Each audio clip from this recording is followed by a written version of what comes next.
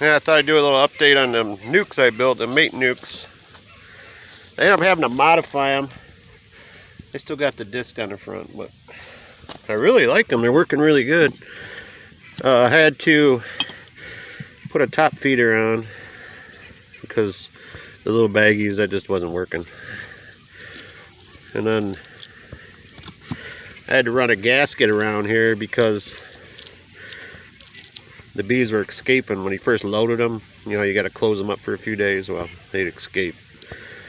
It wasn't really working that good. So, and since then, I mean, they really, it's like they're growing in population. This one don't have a queen. I just took the queen out a little while ago. But, I mean, look at all that honey they made. That's pretty impressive. I don't know where they got the honey from. Loose strife, I guess. I don't know. They're packing. I mean, I hope I can overwinter them in these. I'm thinking. I did have a problem with a couple of them. Water was getting in them when it rained through the hole here. I got only a couple of them though. Some of them didn't get any, and then, I don't know. I got to do something different with that. But the problem with the Man Lake, these Man Lake ones, the internal feeder, bees are always working. They're always trying to get in them to steal, and they're just not working. I'm going to modify those. I'm going to cut the feeder out, add another frame, and then put top feeders in like these ones with jars, I think. It'll make it bigger, and the feeder will be external, and hopefully the bees don't go in after it. That's what I'm hoping. Like these ones, I think that'll fix that problem. I'm hoping I can overwinter a bunch of queens in these.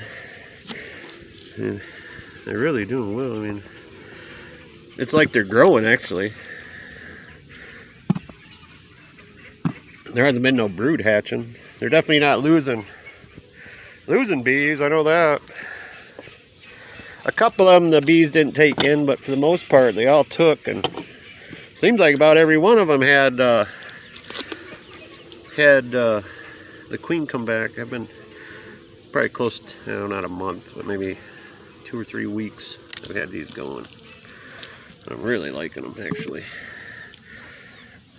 So much so I'm going to modify my Man Lake ones, because what happens to these Man Lake ones is they just keep whittling away at them, you know. And then a lot of times if they're not doing that, then the feed in there ferments. I mean, look how small the population is in there. I mean, those should be packed, but they're not. It doesn't matter how strong you make them. Things just keep working at them. They just keep working at them. I think I can fix that. But it's really, I've only got, I think, 13 of them set up, so I'm going to go ahead and set up a bunch more. I got to drill holes in the lids and run a gasket around them and load them with bees. I mean, look how nice that is. It's beautiful. See how they just drew it out so nice, and nice big chunk of comb. There's probably a queen in this one somewhere. I took the queens out of the 3 at the end. I don't know. I shipped one of them up to Bryan, North Carolina. Backyard bees. And